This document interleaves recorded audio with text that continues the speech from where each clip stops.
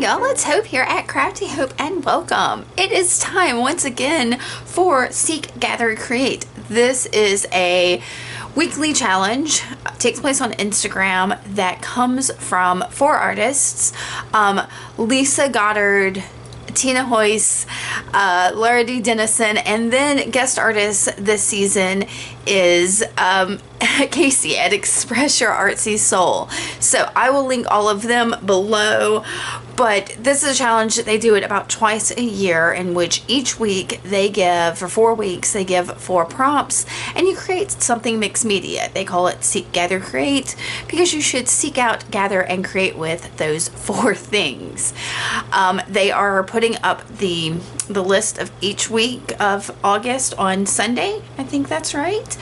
And yeah, you have the week to do that. I encourage you to go check them out on Instagram because there's also a giveaway involved and they have all the details about that there.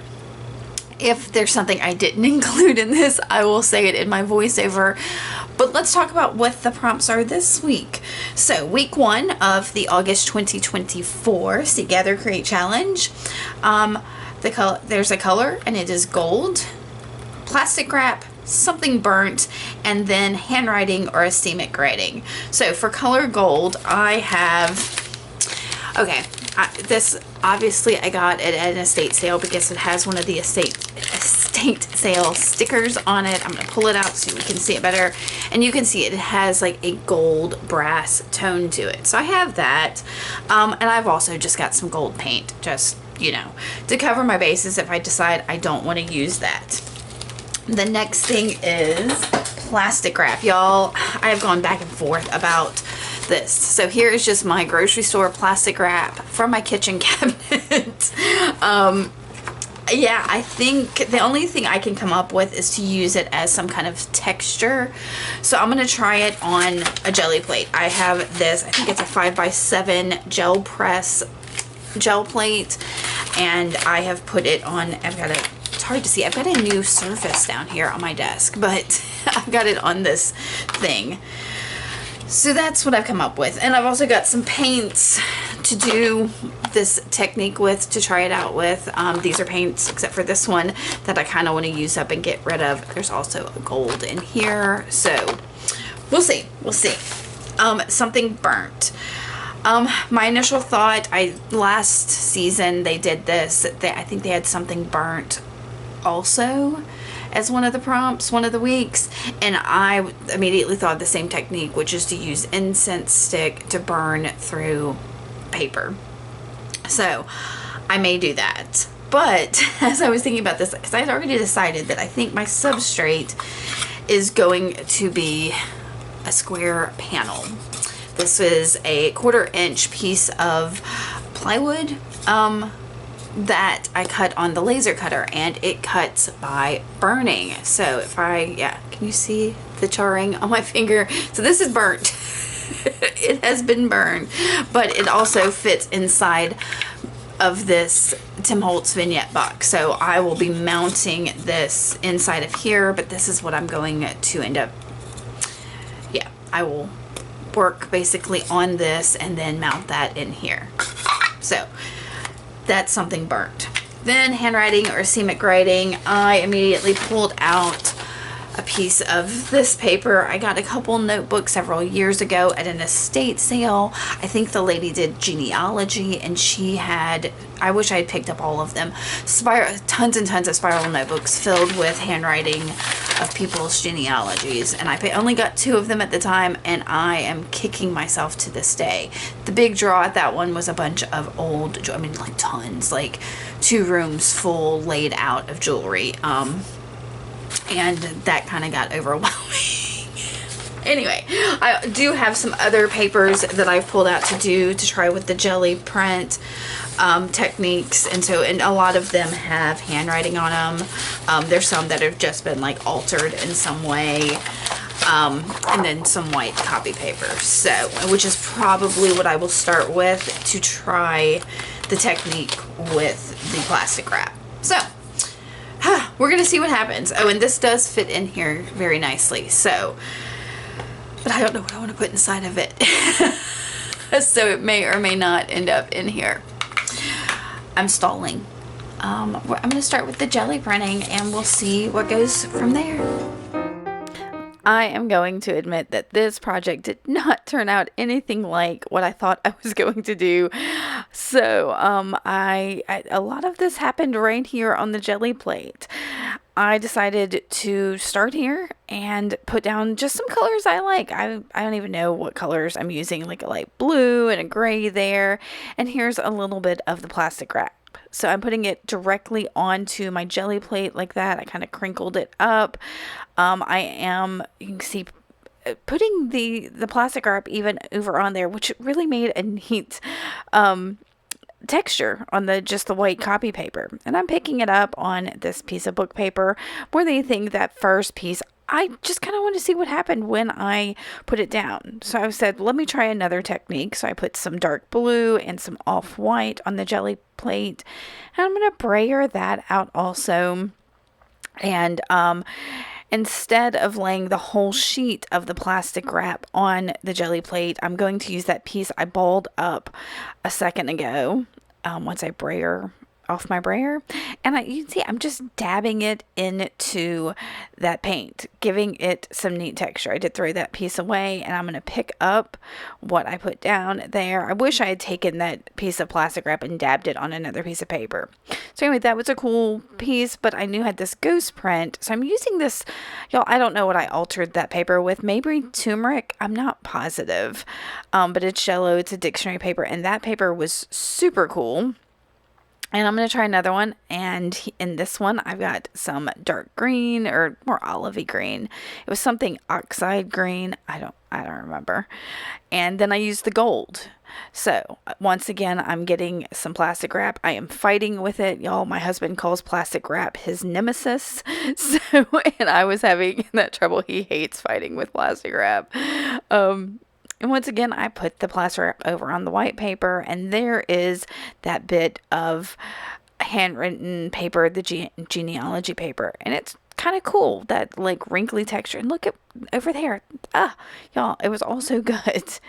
So I did ball that up again, thinking I was going to use it. I end up not. So I'm taking out another piece of plastic wrap here. And then I'm using a couple more colors. I'm going to use a pale blue-green, I think. Yeah, like this, I think that's verdigris, maybe that's sky blue, and then more of the gold. Once again, I'm going to brayer it across. You can see I'm brayering off onto just a piece of paper over on the side, and that's kind of cool. So I'm going to take that piece of plastic wrap there. I really like just how this looks. Look at something about that looks super cool. So I lay my plastic wrap on to the back, I think, of that handwritten genealogy paper, and then picked it up with this other piece of paper with handwriting on it. And then I think I've got a bit of a ghost print, so I use another piece of coffee dyed paper, and I'm going to show y'all. Yeah, I kind of flipped through them, but somehow that got clipped out. So I did play around for a while with that frame piece. I'm going to look at it again later, but I was like, okay, well, let me go ahead and pick out what I like most. And I was really feeling this where I had laid the plastic wrap onto that bit of handwritten paper. So I'm cutting it down the same size as that piece that I cut out of the laser cutter that fits inside the vignette box. So I'm holding that over there and kind of looking at it and thinking, okay, I really want to add some more texture to this. I'm not seeing a whole lot of the handwriting. What can I do? And I was like, okay, maybe get some more gold on here. So I grab this piece here and start snipping it into strips to try to get the gold, thinking I would layer some stripes on here. As I cut this, I started to get the idea that it would be really neat to maybe weave some of these papers together. And I think that has something to do with Lisa Goddard, who is, pretty well known for her weaving. She incorporates weaving into a lot of the stuff she does. So I think Lisa, being one of the hostesses for this challenge, kind of helped contribute to that idea. But I was just cutting strips thinking I would layer them down. I cut a piece there thinking, oh, that's got handwriting on it. That would help the handwriting show. And you can see me laying down that.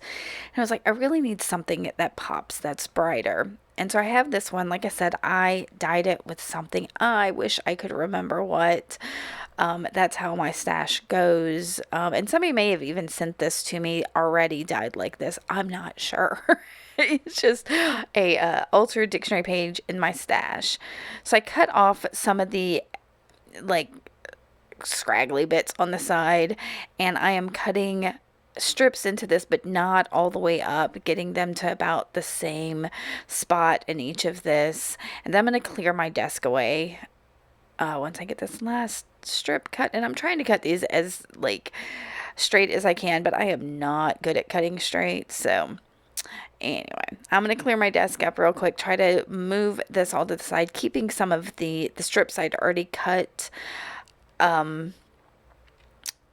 as to the top of the pile.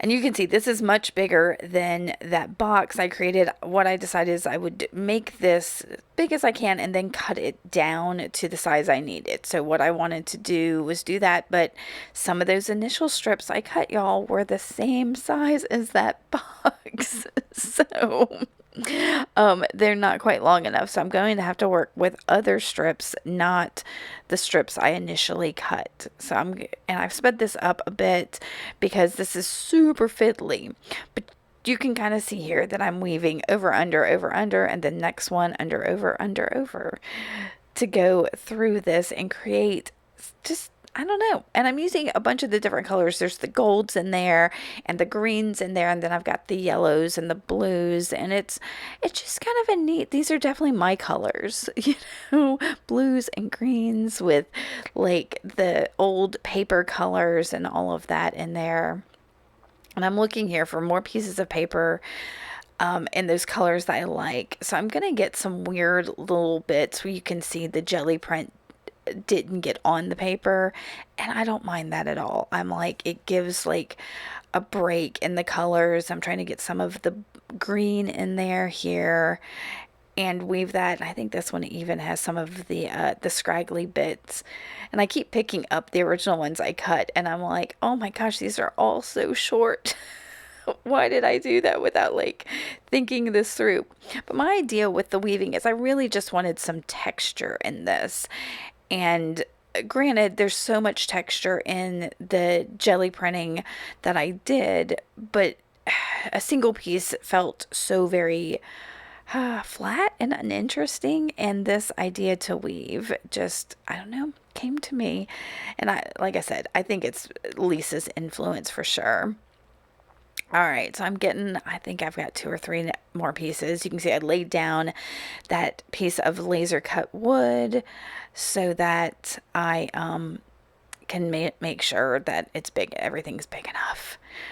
And I do plan for this whole season of Seek, Gather, Create, these whole 4 weeks, I'm going to try to do these kind of assemblage boxy things and laser cut a panel like I did that fits into another box some way, somehow. So this was just my first try at this. I already had these cut out, so that was kind of like, oh, well, I've got this one and a slightly larger one, but I thought, okay, for this first one, I'm going to use the small one and see how I enjoy this. So that was just serendipitous that I had that. So I am gluing down all of the edge pieces. I'm going to do the ones on the top first and then flip it over and do the ones on the back. And then I'm going to take this to my sewing machine and sew it. And in a kind of blocky spiral, so like a square spiral. Is there a certain name for that? It's going to be a square. And I did not film that because it's really hard for me to get a good angle at my sewing machine so you see exactly what I'm doing. But I'm just using my glue stick here, tacking those edges down so that I can transport that to my sewing machine. I'm going to check all my little glue things. That bottom piece was trying to slide on me. All right, so, and I'm just using black thread in my sewing machine with the black bobbin, and here we go. That is also together, so all of that paper is nice and secure. I am going to trim off the excess thread. I kind of just don't need that. And I did try to bring in this gold frame thing. It's not going to work its way into this project. I kept thinking if I put that frame there, I've got to put another image or a word or something that kind of stands out. And I don't know, I felt like it was too much. I also felt like it was a little heavy for this box. That thing is solid. So, yeah. So I decided I needed to paint that back panel or that inside panel because my weaving wasn't perfect, and in some places you could kind of see the wood behind it, and I wanted this to have some of the same colors that are in that weaving. So first I'm going to paint it with some Liquitex Professionals white gesso. So I'm getting that down and I'm going to dry it. And, that wood was soaking up the gesso, which is part of the reason I did gesso it. If I had put the straight paint on that, the paint wouldn't have gone on as well as it's about to. So I'm going to try this real quick and then come back in. Oh, I'm going to dry it. I know I am. Oh, I guess I was giving it a second to dry before I come in and dry it. And then I'm going to use that same like olivey green color that I had used in my jelly printing. That's already in the, I see there's me looking at that color hoping I could remember it when I came to do this voiceover. Like I said, I have no idea. It doesn't really matter. It's just an olivey green. It's like I said, those are paints I'm trying to use up. I've had them for too long and I just need to use them. In fact, I've pulled out, it's from a big set of little tubed paints like that, and I pulled out all the colors I don't think I'd ever use, and only that little basket I showed y'all was just the colors I thought I would use, which are those blues and greens and off-whites and golds and stuff. Alright, so I'm gonna go ahead and glue down the woven paper. I used matte gel medium on that painted surface, and you can see I'm sticking the panel to the paper instead of putting the paper to the panel. That way, I don't know, I could make sure all the edges were on there, I guess, and so I didn't hit like one of the side edges. So I didn't go too far off it or anything. So, yep. I've got that on there. I've patted it down a little, and then I'm going to cut off the excess. Just simply go along the edge here and cut it and pray that everything sticks and nothing goes awry and I don't have to start over again. Though it was a fun process. It would be neat to try this again with something else.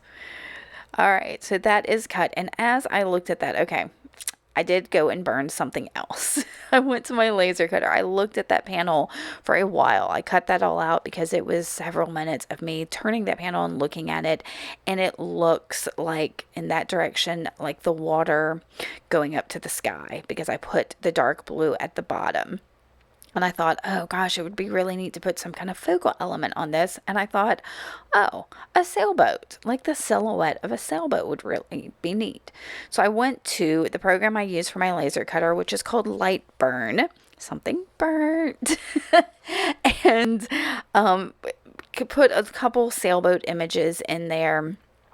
And went to my laser cutter and cut them. I did try to record the laser cutter burning these out of the wood, and this is some 1/8 inch wood that I used, so it's not as thick as the panel that I'm putting in. I tried to record that, but the reflection on the glass on the outside of the laser cutter just makes it really hard to see what's actually happening. So just know I did cut those. And so I did do 2 different ones, thinking, okay, we'll just see which one I like best. And I like this one with the sails that are kind of billowing a little bit more. And like I said, I wanted this to be more of a silhouette, so I'm going to paint the boat itself and the sails black. And there's a little flag at the top of this one, and I decided, because I was like, I don't really know what color, because I know different flags mean different things, so I kind of since I love blue and what's on there is blue, I took the dark blue, and that's why I put up put up there. And y'all, that flag apparently means that the people on the boat won't throw anything into the ocean, and I am all for that. So I was like, yep, gonna do blue. And so it's like the ecological symbol flag. So at least from my limited research that I did. So I'm putting another coat of this. This is just some cheap black acrylic paint, and I'm putting that on here, and it ends up drying super flat, like not a whole lot of interest or anything like that. And I was like, well, I don't really want it to be as flat as that feeling. I mean, just the paint itself was very matte. I wanted to have, I guess, a glimmer of something. So I'm going to pull out my golden gloss medium. There it is. And paint that onto the black surfaces. I didn't put it on to the blue surface because the blue paint is really shiny, which is part of the reason that I kind of want to get rid of it. I think it dries super shiny, and I can always add shine, but I can't take shine away, if that makes sense. So I'm adding a little bit of this gloss gel to it, and I decide that while I have it out, I will go ahead and use it to glue my sailboat to the paper, woven paper background, I guess. I'm kind of thinking now I should have added a word or something, but no, I think this one is perfect, just staying kind of simple. So I'm kind of trying to figure out where I wanted this. It ends up being very much it's to the right, but in the center, and I wanted it just a little bit higher, but because of the way the colors worked on this, it felt like that was more the horizon line where I'm putting it here. So I'm trying to glue it down, and I'm trying to be super gentle because that mast that's there, y'all, it's like a millimeter or something. It's like a hair. The fact that I was able to get this wood piece out is amazing, because I tried this on paper first to burn out these shapes on paper, and they just like blew away. Like there was nothing to them. They just fell to pieces because this is only 1 inch tall. So yeah, it didn't make it in paper. So I was like, okay, I'll do some 1/8 inch wood. So I'm going to glue this down, and once I get it glued down, it needs some touch-ups because I was touching it before the paint was dry, before that gloss medium was dry. So I'm going to do a little bit of touch-up to get the black back on there, to get the shine back on there, and to get some of the medium out from between the sails. And so you'll see me futz with this for a minute. I'm trying to test it, see how tacky it is, and then I'm going to do these touch-ups. Get the glue out, put down more paint, add the gloss back, and then from there we're going to skip ahead in just a minute. The next thing, I've got 2 more things I'm going to do, which is 1, mount it in the box, and 2, add a little bit of interest to that sailboat. So I'm trying to see, I'm dabbing at things. I don't even know, y'all. There was a lot of futzing. That left sail there fell right on one of the stitches, and I was real concerned that it wasn't going to sit flat and be secure, so I kept trying to rock it and make sure that it was touching as much as possible. Okay, so now to mounting. I want this not sitting at the back of this vignette box, but kind of pushed up. So I am using, these are tumbling tower blocks from Dollar Tree. They are like the Dollar Tree version of a Jenga game. And I'm using Dollar Tree wood glue and putting those on each of these blocks into place on all 4 sides of this. This is also Dollar Tree wood glue. Did I say that? I think I said that. My husband laughs at me that I use this wood glue, but he makes real wood things, and I just glue things together. And then once I give this a second to dry, it doesn't take real long, y'all. It's amazing how fast that wood glue dries. I'm going to put the wood glue on to right on to this other side, and then stick it in the box. Once I get in the box, I'm going to pull out a Art Alchemy wax, metallic wax. It's a Prima Marketing product. I believe it's aged brass, which looks pretty gold. So I was kind of like, it can count as gold. And I'll put it on my finger and just rub it over the sailboat to pick up some of the edges and details. It basically picks up that gloss medium. And then that's going to be it for this week 1 Seek, Gather, Create Mixed Media Scavenger Hunt project. I hope you've liked this. I will have the links to all the hostesses below. Encourage you to go check them out and learn more about this project. And I hope you decide to participate too. I can't wait to see how you use these prompts also. Even if this challenge is over and you're finding me later, definitely, take these prompts and kind of run with them. They were interesting to work with. Alright guys, thanks so much for watching. I will see y'all soon with more crafty goodness. Bye.